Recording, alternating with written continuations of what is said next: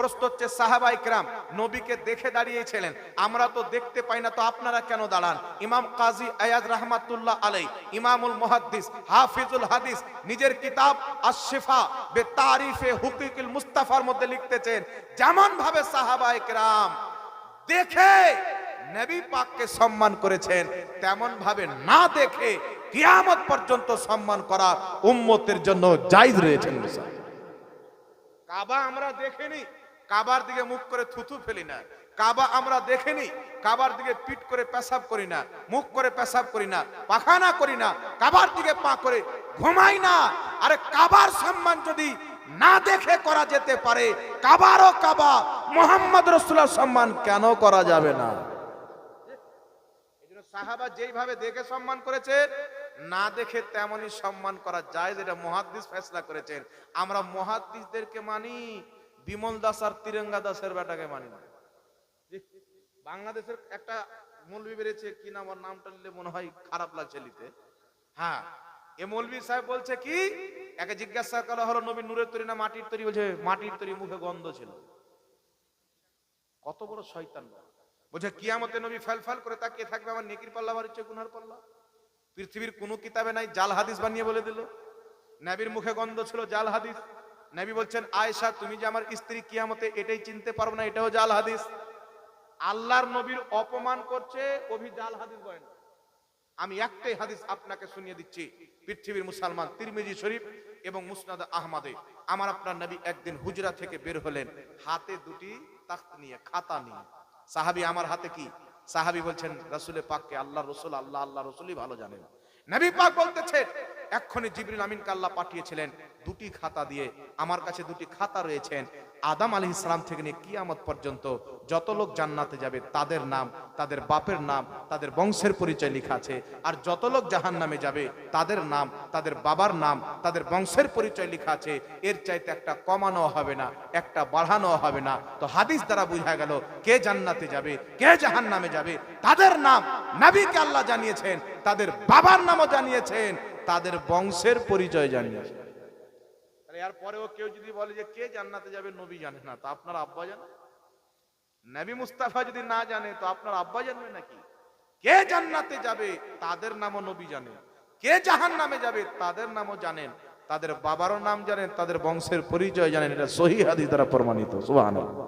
এইজন্য ইমাম আব্দুল হক মুহাদ্দিস দেহলভী আখবারুল আখিরে লিখতেছেন, সবাই মিলে দাঁড়িয়ে যে ইয়া নবী সালামুন আলাইকা পাঠ করা হয়, তিনি বলছেন পৃথিবীর সমস্ত আমলে খোট হতে পারে, নবীকে যে দাঁড়িয়ে সালাম দেয় এর মধ্যে কোনো খোট হতে পারে না, কারণ এতে কোনো স্বার্থ নাই, এটা নবীর মুহাব্বতই দাঁড়িয়ে পাঠ করা।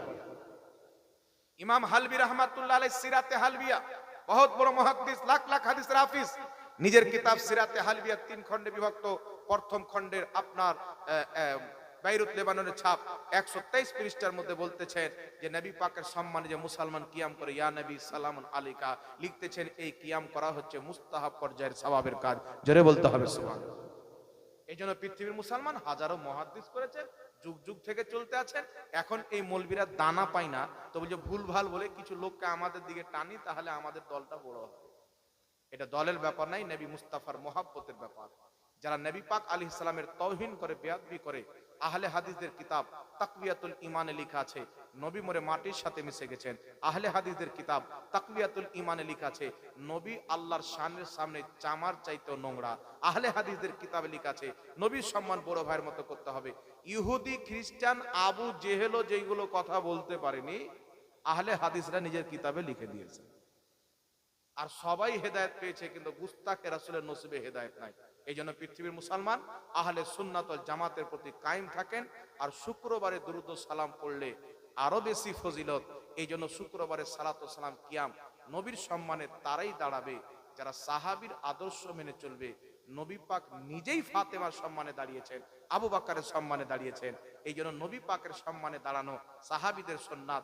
নবী পাককে দেখে তারা সম্মান করেছেন, আমরা না দেখে সম্মান করব। আমার নবী মুস্তাফা আল্লাহকে দেখেছেন, আমরা না দেখেই তো বিশ্বাস করি। এই জন্য পৃথিবীর মুসলমান শুক্রবারে হোক, প্রত্যেকদিন ফজরে হোক, আপনি দাঁড়াচ্ছেন, নিয়ত একটাই থাকবে, নবীর মহব্বতে দাঁড়িয়েছে। আর কিছু মৌলবি বলছে না যে ইয়া নবী সালামুন আলাইকা কোনো হাদিসে নয়, কসম খোদার বিরাদর ইসলাম, একটা সুযোগ খুঁজছি যে কোন দিন একদিন সামনে পাবো। তাহলে ইয়া নবী সালামুন আলাইকা ওকে তো দেখাবো, আর মরা বাপকে ও কবরে গিয়ে দেখিয়ে দেবো। বুঝতে পারছেন? আল্লাহ এদেরকে হেদায়েত দান করুক, সকলে পড়েন আল্লাহুম্মা আমিন। যারা বলে দুরূদে ইব্রাহিম ছাড়া কোনো দুরূদ পড়া জায়েজ নাই, জাহান্নামে যেতে হবে, এরা হলো গুমরা লোক, পথভ্রষ্ট, বিদাতি লোক। মৌলভী সাহেব বলছে দুরূদে ইব্রাহিম ছাড়া অন্য দুরূদ চলবে না, আবার নবী পাকের নাম নিচ্ছে তো কি পাঠ করছে? সাল্লাল্লাহু আলাইহি সাল্লাম। এটা দুরূদে ইব্রাহিম? তো আর নিজের ফাতোয়া, আর নিজের তো আমল নাই। আল্লাহ বলছে হে ইমানদার, তুমি ওটা কেন বলছো যেটা তুমি নিজেই করো না? তো ও নিজের নবীর নাম নিলে সাল্লাল্লাহু আলাইহি সাল্লাম এই দুরূদটা পড়ে, আর মানুষকে বলে দুরূদে ইব্রাহিম পড়তে হয়, তো মৌলভী তো নিজেই মুনাফিক হয়ে গেল।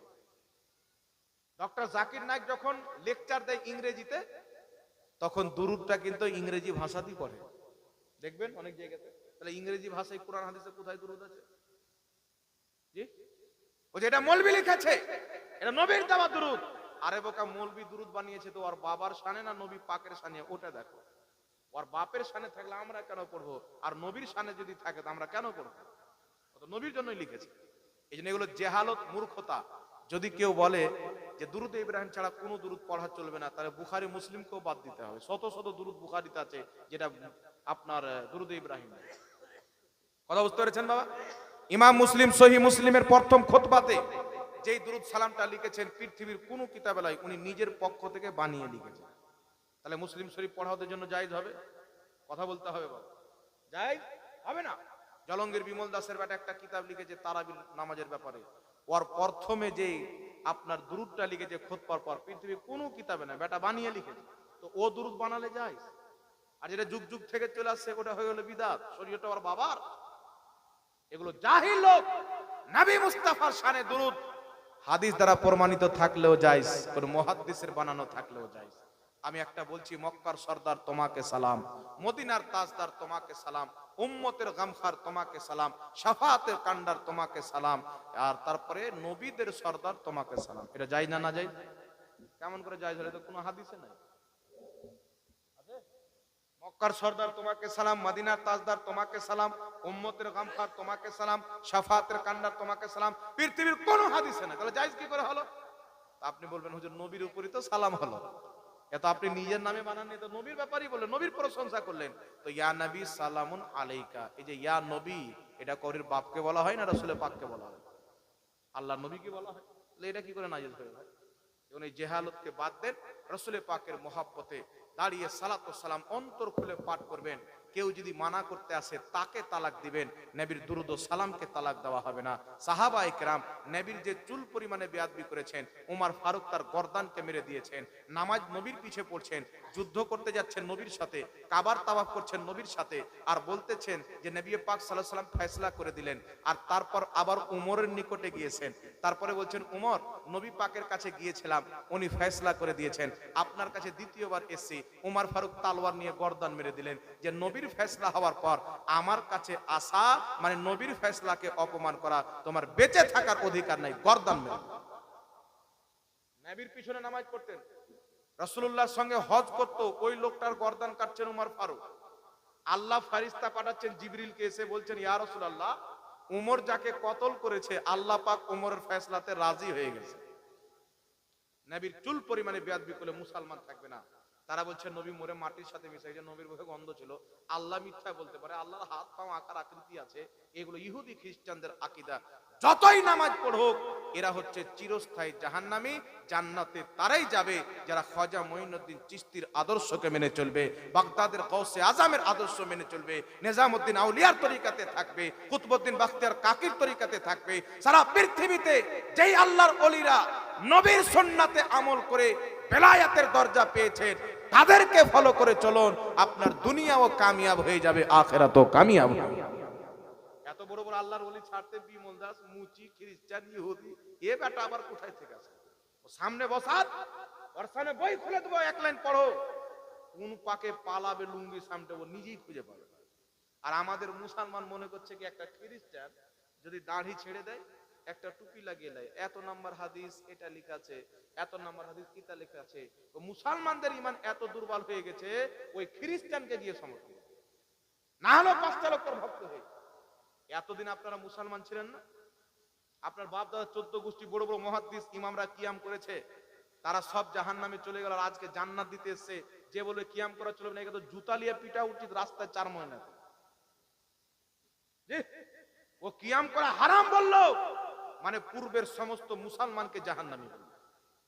আর যে পূর্বের মুসলমানকে জাহান্নামী বলবে আর আমাদের সামনে জাহান্নামী বলে চলেও যাচ্ছে, আমরা কিছুই বলছি না, এটাই হচ্ছে গুমরাহিয়াতের পরিচয়। সাবধান থাকতে হবে মুসলমান। আহলে সুন্নাত ওয়াল জামাত পানিতে ভেসে আসা দল নয়। আহলে হাদিস ইংরেজরা তৈরি করেছে, আহলে সুন্নাত ওয়াল জামাত মুহাম্মদ রাসূলুল্লাহ তৈরি করেছে। তাদের কিতাব খুলেন, সিরাতে সানাইয়া, ফাতাওয়া সানাইয়া, তাদের কিতাবে 4টি কিতাব আমার কাছে লেখা আছে। তাদের কিতাবে আহলে হাদিস নাম ভারতের ইংরেজরা দিয়েছেন, এটা নবীর দেওয়া নাম, ইংরেজদের দেওয়া নাম। এই জন্য নিজেকে আহলে হাদিস বলে পরিচয় দেওয়াটাই হচ্ছে হারাম। কথা বুঝতে পারছেন? আল্লাহ বুঝার তৌফিক দান করুক। যাই হোক বিরাদর ইসলাম, আপনাদের সম্মুখে একটি কিতাব নিয়ে এসেছি।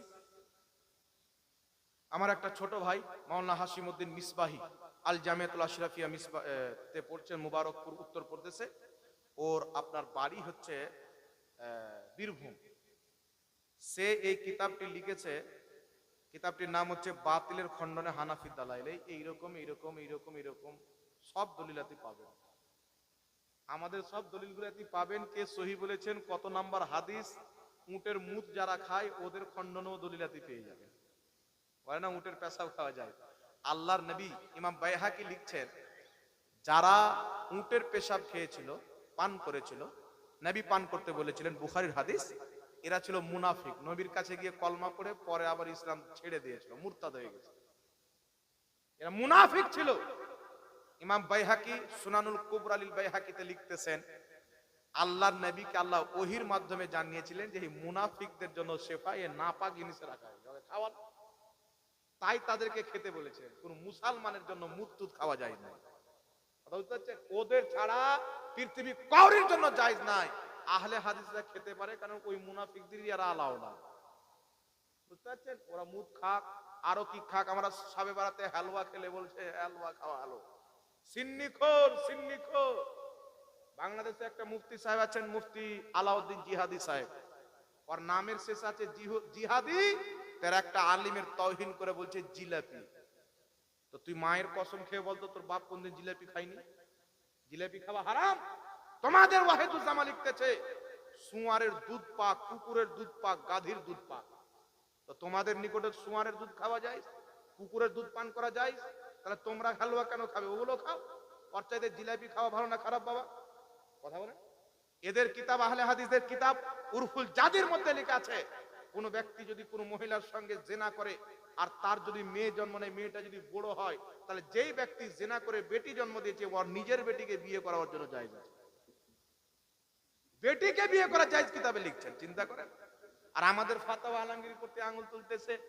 এদের কিতাবের মধ্যে লেখা আছে কুকুরের জুঠা পাক, সুয়ারের জুঠা পাক। আপনার বাড়ির কোনো খাবারে যদি কুকুর মুখ দিয়ে দেয়, সুয়ার মুখ দিয়ে দেয়, তো ওটা আপনি খেতে পারবেন, পাক, সমস্যা নাই। উজু করা পানিতে মুখ দিয়ে দিলে উজু করার সমস্যা নাই, কিন্তু ইসলাম বলতেছেন ওই পানিটাতে উজু করা যাবে না। তাদের নিকটে সুয়ারও পাক, কুকুরও পাক। তাদের কিতাব নুজুলুল আবরারের মধ্যে লেখা আছে, কানজুল হাকাইকের মধ্যে লেখা আছে। এটা বানিয়ে বলছি না মুসলমান। এই জন্য আপনাদেরকে বলতে চাই, আমাদেরকে বলছে জিলাপি খোর, আর এদের মৌলভী সাহেব বলছে মানুষের বীর্য হলো পবিত্র, ইচ্ছা করলে খেতেও পারে। তাহলে চিন্তা করেন বাবা, আমরা জিলাপি খোর, ওরা কি কি খোর হচ্ছে। তো কিছু মাসলা আছে যেটা বলার লয়, তবু মানুষের সামনে বলতে হচ্ছে হেদায়েতের জন্য। না বললে যে চোরকে যদি চোর না বলেন, তো মানুষ কি করে বুঝবে যে চোর? এর পাশে আমাকে বুঝতে হবে না। জি,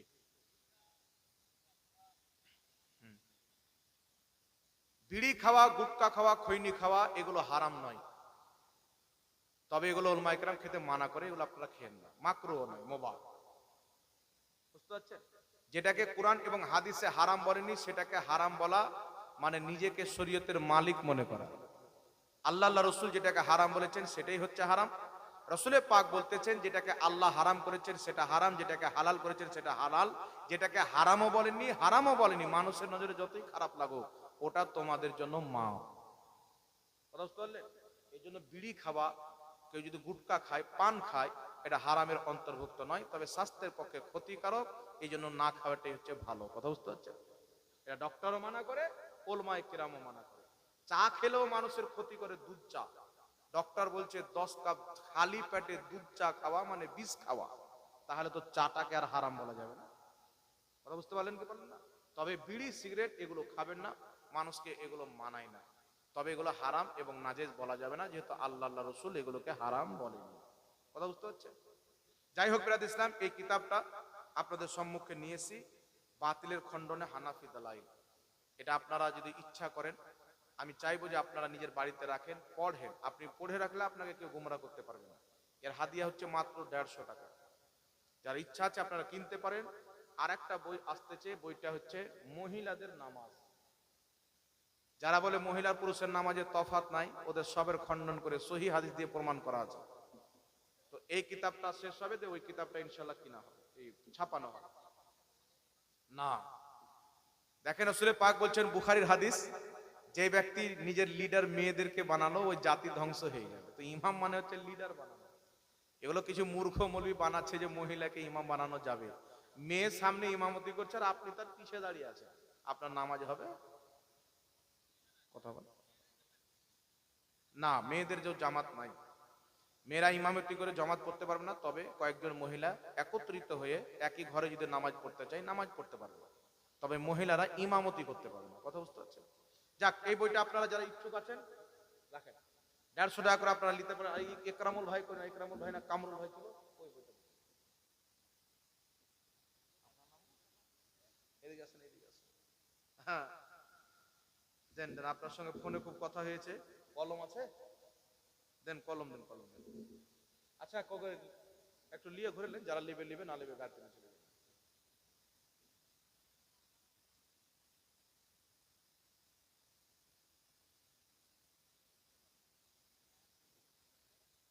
মৌলবীর কবি নাই। একবার দুরূদ শরীফ পড়েন, আল্লাহুম্মা সাল্লি আলা।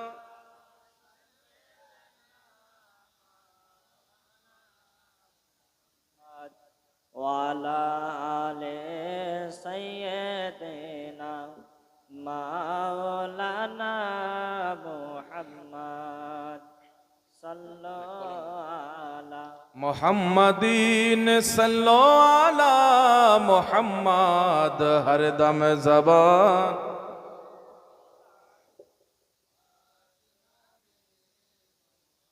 যাক, জাযাকাল্লাহু খাইরান ফিদ দারাইন। অনেক আলোচনা করা হলো। আল্লাহ পাক সকলকে আমল করার তৌফিক দান করুক।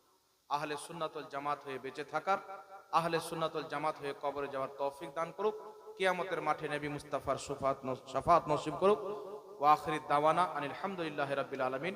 সকলে মোহাব্বতে রাসূল পাকে দাঁড়িয়ে একবার সালাত ও সালাম পাঠ করলেন। ইয়া নবী সালাম আলাইকা, ইয়া রাসূল সালাম আলাইকা, ইয়া হাবিব সালাম আলাইকা, সালাওয়াতুল্লাহ।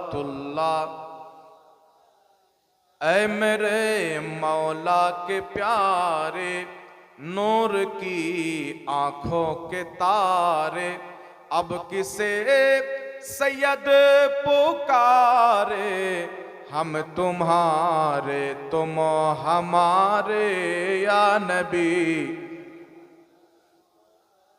या रसूल सलाम अलैका, या हबीब सलाम अलैका, सलावातुल्लाह। তুমি যে নূরের রবি, নিখিলের ধ্যানের ছবি, তুমি না এলে দুনিয়ায় আন্ধারে ডুবিত সবই, ইয়া নবী ইয়া রাসূল সালাম আলাইকা, ইয়া হাবিব সালাম আলাইকা, সালাওয়াতুল্লাহ। আসসালাতু ওয়াসসালামু আলাইকা ইয়া রাসূলুল্লাহ, আসসালাতু ওয়াসসালামু আলাইকা ইয়া হাবিবাল্লাহ। বালাগাল উলা বিকামালিহি, কাশাফাদ দুজা বিজামালিহি, হাসুনাত জামিউ খিসালিহি, সাল্লু আলাইহি ওয়া আলিহি। আল্লাহুম্মা আমিন। আল্লাহুম্মা সাল্লি আলা সাইয়্যিদিনা ওয়া শাফিয়ানা মুহাম্মাদিন বারিক ওয়া সাল্লিম, সালাতাম ওয়া সালামান আলাইকা ইয়া রাসূলুল্লাহ সাল্লাল্লাহু তাআলা আলাইহি ওয়া সাল্লাম। ইয়া আল্লাহ ইয়া রহমান ইয়া রহিম ইয়া গফফার ইয়া রকিব ইয়া মাবুদ ইয়া সত্তার। রব্বুল আলামিন আজকের এই পবিত্র জালসা গভীর রাত্রি জেগে যে তোমার বান্দা বান্দিরা কোরআন ও হাদিসের আলোচনা শ্রবণ করেছেন মাওলা, রব্বুল আলামিন তোমার দরবারে দুইখানা হাত তুলে তোমার রহমতের আশায় ইলাহিল আলামিন দোয়া করতেছেন মাওলা, সকলের জীবনের সমস্ত গুনাহ খাতাকে তুমি মাফ করে দাও। রব্বুল আলামিন সারা জীবন নেক আমল করার তৌফিক দান করো। আল্লাহ যারা বেনামাজি তাদেরকে পাঞ্জাগানা নামাজি বানিয়ে দাও। যারা অসুস্থ তাদেরকে তুমি সুস্থতা দান করো। যারা বে আওলাদ আল্লাহ তাদেরকে তুমি নেক সন্তান দান করো। যারা বেরোজগার হালাল রিজিক কামার জারিয়া করে দাও। রব্বুল আলামিন তুমি রহমান, তুমি গাফফার। যারা এই পবিত্র জালসা অর্থ দিয়ে বুদ্ধি দিয়ে শ্রম দিয়ে সাজিয়েছেন, আজকে যারা এই পবিত্র মাহফিলে দান দিয়েছেন, রব্বুল আলামিন সকলে রুজি রোজগারে খেত খালিয়ানে ব্যবসা বিজনেসে দোকান মাকানে দিন দুগুনি রাত দুগুনি তারাক্কি দান করো।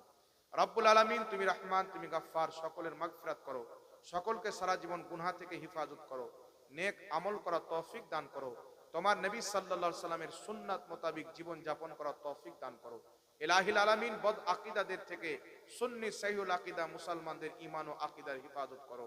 রব্বুল আলামিন 72 ফিরকা থেকে আমাদের হিফাজত করে জান্নাতের পথে চলার তৌফিক দান করো। রব্বুল আলামিন আজকের মাহফিলখানা কবুল করে নাও। এই গ্রামবাসীকে, জালসার কমিটিকে, এখানকার আলিম ওলমারাকে কবুল ও মঞ্জুর করে নাও। রব্বুল আলামিন সকলের হায়াতে বরকত দান করো। রব্বুল আলামিন প্রত্যেক রকমের বালা মুসিবত থেকে সকলের হিফাজত করো। ইলাহিল আলামিন লা ইলাজ বিমারি